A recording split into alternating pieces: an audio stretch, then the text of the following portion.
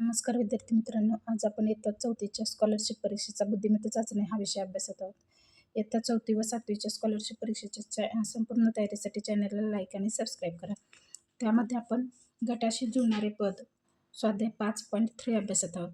मागील व्हिडिओमध्ये आपण 1 ते 10 प्रश्न अभ्यासलेले आहेत. आता आजच्या व्हिडिओमध्ये आपण 11 पासूनचे पुढे प्रश्न अभ्यासू. प्रश्न 11 बघा. 764, 881, 296 बघा, यांची बेरीज करून बघूयात. 7 + 6 + 4, 13 आणि 4 17. आता 8 + 8 + 1, 8 आणि 8 16 आणि 1 17, म्हणजे दोघांची पण बेरीज 17 आली. आता तिसऱ्या संख्येची बघू. 2 + 9 11, 11 आणि 6 17, म्हणजे तिन्ही संख्यांची अंकांची बेरीज किती ते 17 येते. आता पहिला पर्याय चेक करू. 9 आणि 7 16, 16 आणि 3 19, म्हणजे 17 बेरीज येत नाही. 3 आणि 7 10, 10 आणि 6 16, म्हणजे दुसराही पर्याय योग्य नाही. 5 आणि 9 14, 14 आणि 3 किती झाले 17, म्हणजे पर्याय क्रमांक तिसरा बरोबर आहे. 5 + 9 + 3 बरोबर किती येते 17, म्हणजे गटाशी जुळणारे पद कुठले, पर्याय क्रमांक तिसरा. 65, 126, 344 या संख्येचं निरीक्षण केल्यास काय आढळतं. या संख्या घनसंख्या आणि +1 असं करून मिळणार आहेत. बघा आता 64 घनसंख्या. 64 कशाचा घन आहे, 4चा घन 64 +1, म्हणजे 64 + 1 बरोबर काय येईल 65 आलं. आता दुसरा बघा. 5चा घन 125 +1, 5चा घन +1 126. आता पुढे बघा. 7चा घन +1, 7चा घन किती 343 +1, 343 +1 किती झालं 344. आता पुढे बघा. 216 आणि +1 217, म्हणजे 216 वर्ग आहे, घन आहे.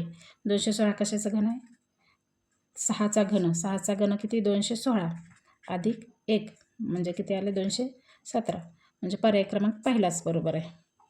काय दोन घन 27 3चा घन आहे, परंतु +1 नाही, त्यामुळे हा पर्याय योग्य नाही. हा 12चा वर्ग आहे, घन नाही. 120 घन नाही, त्यामुळे पर्याय क्रमांक कुठला पहिलाच योग्य. प्रश्न क्रमांक 13 बघा. 3 7 5 9, 3 9 7 5, 5 9 7 3, म्हणजे हेच अंक आहेत. आलटून पलटून तेच अंक आहेत. 3 अंक आहेत, 7 अंक आहे, 5 अंक आहे आणि 9, हे संख्या मिळून, हे अंक मिळूनच संख्या तयार झालेल्या आहेत. आता हे पर्यायामध्ये याच अंक मिळून एक संख्या तयार झालेली पाहिजे. आता बघा. 5 आहे, 3 आहे, परंतु इथं 7 नाही, त्यामुळं पर्याय क्रमांक पहिला योग्य नाही. आता 3 आहे, 5 आहे, पण इथं 2 आहे, 2 पाहिजे का आपल्याला नाही, त्यामुळं पर्याय क्रमांक दुसरा पण योग्य नाही. 5 आहे, 7 आहे, 9 आहे आणि 3 आहे, म्हणजे पर्याय क्रमांक तिसरा बरोबर आहे. हेच अंक मिळून संख्या तयार झालेली आहे. आता प्रश्न क्रमांक 14 बघा. 1330, 3591, 1120. आता या प्रत्येक संख्येला बघा 7ने पूर्ण भाग जातो. आता बघा, चेक करून बघा. 7 1 7, 13तून 7 गेले किती राहिले 6 राहिले, 3 खाली घेतले. 7 9 63,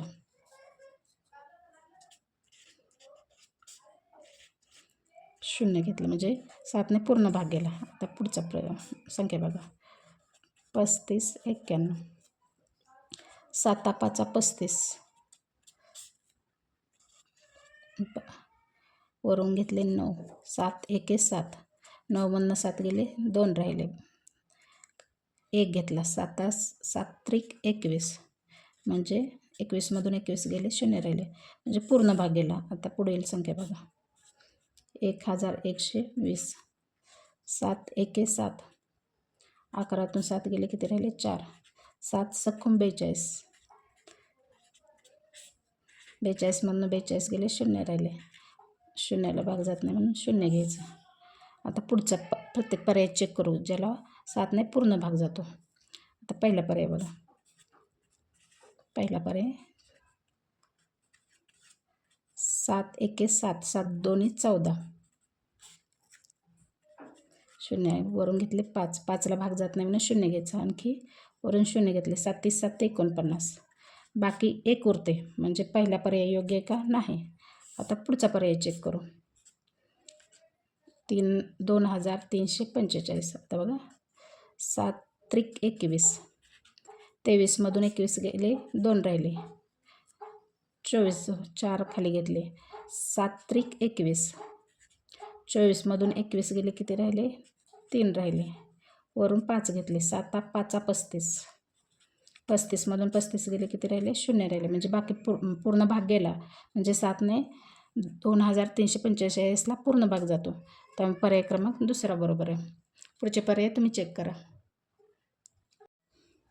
14 22 46. हे प्रत्येक संख्यांचं बघा. 14च्या निम्मे किती, 7, किंवा 14ला 2ने भागले की किती येतं, 7. 22च्या निम्मे 11. 46च्या निम्मे 23. या प्रत्येक संख्या काय आहेत, मूळ संख्येत.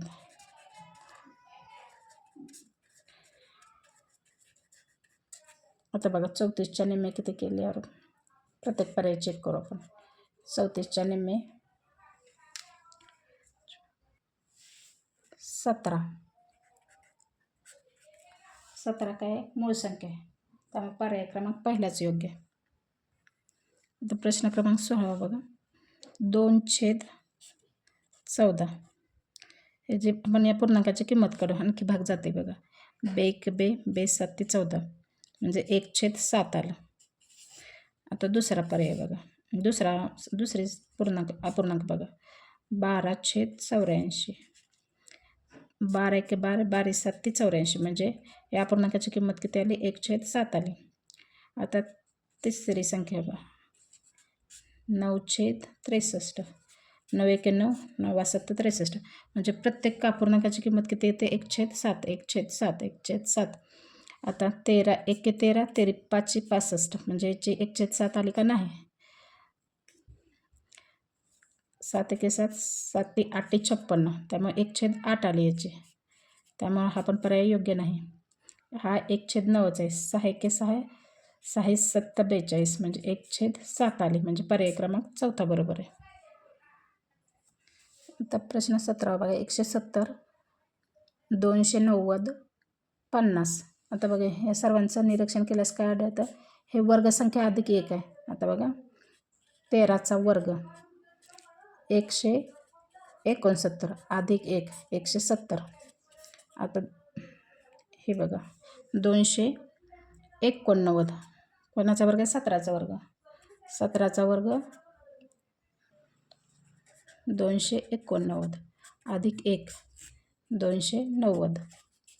आता बघा 49, कुणाचा वर्ग आहे, 7चा वर्ग आहे.